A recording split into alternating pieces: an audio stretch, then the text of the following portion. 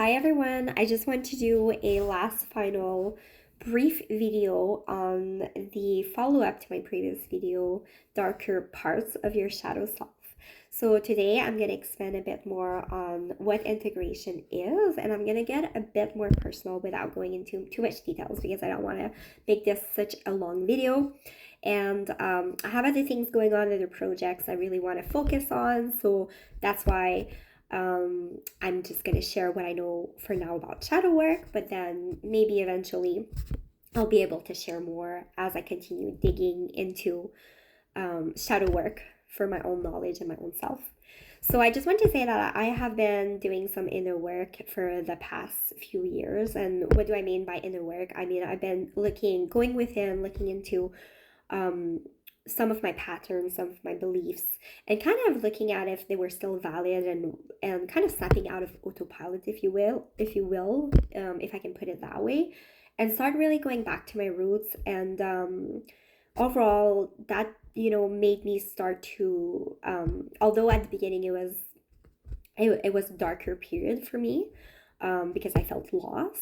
I eventually started to realize that I was going back more to my own roots, so my more of my authentic self, and that ultimately had a very healing effect on me. And that's why I'm sharing what I'm sharing now with people around me, because I'm a big believer that you can take responsibility for your own healing. And basically, just doing some inner work in general, not only are you becoming a better person, but then you're able to become a better person for those around you as well. And so by starting to make these changes within, you're able to also change the world. It's like that small drop in the whole ocean, right? So, what do we mean when we mean that it's good to look at our darker parts and integrate those in order to get to our full potential, which is often referred to as our golden shadows? So, integration means that we're accepting something, right? We're showing it not only acceptance, but we're showing it understanding. We're giving it compassion, and we're making it a part of ourselves, right? So it's actually the opposite of rejecting something and not wanting it at all. So when we say that it's good to integrate all of our parts, it means that whether they're good or bad, it pays off to really give attention to all of them and love them all unconditionally. Whether, again, the key concept here is whether it's good or bad. Let's leave those two words out for 1 minute and just give love to all of our parts. And basically, that's what makes you. That's what's gonna help you develop a better sense of self-love as well, because you're not only loving some of yourself, you're learning to love all of yourself with whatever that looks like. um so integration just means that we're accepting ourselves fully, and whatever we were made to believe was bad about us, again, it's a belief that was imprinted on us, does not mean it's true. But we have those parts within that got rejected by society, so therefore we rejected them within ourselves. And then they can show up in all kinds of ways in our lives, inhibiting us from achieving our full potential, so keeping us small in a way. So one of the things that you can do to reach your potential and do new things that you always wanted to do but always had an excuse for, or just become like you know change those habits that you always wanted to but never was fully able to, things like that. Tapping into your creativity, for example, tapping into helping others, and just you know um, giving back to everybody. That's these are all things that you probably have within, but sometimes these things are harder to tune into because we're so preoccupied with what's keeping us small, such as those shadow parts. And they're there because they're trying to protect us, They're trying to prevent us from feeling pain, um, from feeling or from having further traumas. So they're definitely there to help us, except we have to acknowledge that they're not so much helping us in the way that they show up. So we need to start teaching those parts that they can show up, but it just needs to be in a different way, in a way that's actually going to be helpful to us and what we want to achieve. So, like I said, this was going to be a bit more personal. So I can definitely go back to what the building blocks are of the darker shadows and kind of expand a bit to give you an example of how that looked like for me. So the first one was shame. So myself, when I was growing up, I would rebel a lot. I think because I didn't feel like I was fitting in. I was thinking differently. I was acting differently, and things like that. I just was made to come to the conclusion and believe that I was, not a typical kid, and I was a bad kid, and I internalized that shame, and I made it all about how I was the problem, right? So it's not it that wasn't true, but I my belief was that that was true, that I was a bad kid, and that created a lot of shame for me.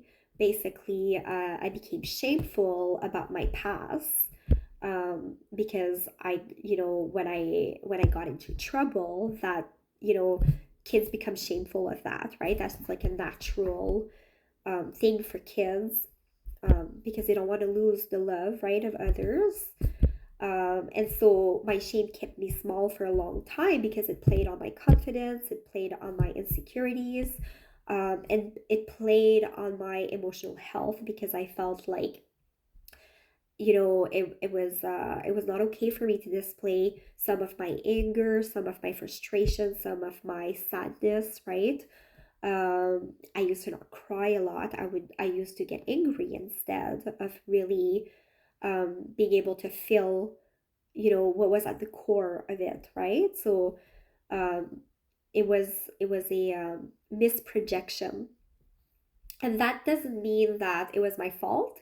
It was just the environment I grew up in. It was society kind of makes it that way for kids all around as well, right? To behave and say and do certain things. But basically, that disconnects kids as they grow up. Like for me, I felt a very big disconnection with myself, and I became, as I grew up, I was kind of more living an authentic life, and just doing what everybody was expecting of me to do and follow. And I was totally unaware, had no awareness of that. I was just autopiling through life. Um, Fear is the second fundamental block of the darker shadow. So I grew up very fearful in the sense that when I felt I was losing control, I would become very afraid, afraid of how I was feeling, afraid that my whole world would crumble. I was afraid of losing that perfect image. So just in general, being a perfectionist and having all of my shit together all the time, right? I was made to believe that was very important. So, by having that fear, or, feeling like it was not okay when things were not going my way, that made me angry, right? And then my anger bred more shame. So that's also where came in the judgment aspect of myself, because all of this made it that I became very harsh and critical of myself, right? If I didn't get things just perfectly right, I just wouldn't do it at all, or I would scold my inner little girl, right? Telling her like, why can't you do it well, right? Like everybody else seems to be doing it well and you're not. Like, what's wrong with you, right? So you see how this becomes like a toxic cycle that you can carry within. Um, so the purpose of all of this, why I'm telling you all of this, is that I'm trying to give you examples and really put images to what I'm saying, because ultimately we want to alchemize this into positive aspects of ourselves. So I recognize how like shame, fear, and judgment, just to name these ones, were trying to protect me into, you know, not trying new things, not being my authentic self. These parts of myself didn't want me to feel more pain. They didn't want me to be rejected or shamed, or unloved, right, by others. I was really, really lost into that perception. And I feel like doing some inner work, slash shadow work, for example, really changes your whole perception of how you view these parts, and how you start recognizing that, um, you know, you can you can appreciate these parts, but you can shift your focus into more, into being aware that these are part of your mental chatter instead, right? They're not part of your intuition so much about what is the best for you and for others. Um, so I would say that, as I started uncovering those parts of myself, I started also, giving them more of what they needed, more of what I needed. My inner child. What did my inner child needed? So I needed more compassion. I needed more understanding. I needed more acceptance and self love of what I was carrying within. So to not feel guilty, to not feel judgment, just to be able to be, myself, with unconditional love around me for who I am, right? So at first I expected this of others, and then I quickly realized that I could give myself that. And I did that by doing a lot of inner child meditation. So for me, part of my healing journey started with a lot of meditation, because I'm a huge overthinker. It was very, it was life changing for me when I realized that I was able to go to a place where, I could calm my brain enough that I could actually sense how I was feeling. That was brand new to me, because I used to want to run away all the time from what I was feeling. But meditation has helped me connect with myself at a deeper level, where I can connect, for example, with my inner child, and listen to her, sit with her, and ask her what she needs me to do for her. Because as the adult, I'm not that small girl anymore that's helpless and that can't do anything and that has to do what everybody else tells her to do. If not, she might be rejected, right? I can be there for myself. So a lot of inner child meditation, and that's also where I started doing some shadow work, exploring why did she feel those ways, right? Like, why did my inner child still was holding on to shame and fear and judgment so much? How could I help her with that, right? How can I make it better for her? um and so, this this inner work, um I also complemented it with some, a lot of reading about spiritual books, so a lot of those, and also a lot of, exercise, so, self reflection, right? A lot of writing out. So these are the methods that I've chosen, but this can look different for everybody. And I think the biggest thing for me was really to, surround myself with a good support system. So that looked like, people that came into my life to support me wherever I was in that process. So I had like a spiritual guide, that would ground me and help me figure out, give me clarity, for example, and help me connect to my higher self, to my inner queen. Um, I had, traditional like counselors, therapists that have helped me to uncover patterns and really, worked with how I wanted to work, like what worked for me. So not like a one size fit all approach, right? And then I have, my what I call my alternative holistic team, that whenever I experience something physically, I go to them, whether that's naturopath, homeopath. I do a lot of acupuncture, which has helped me tremendously and just unblocking all of these, emotions that were, causing me a lot of inner turmoil. So, So these are just, some of the ways that I have gone through my healing journey so far.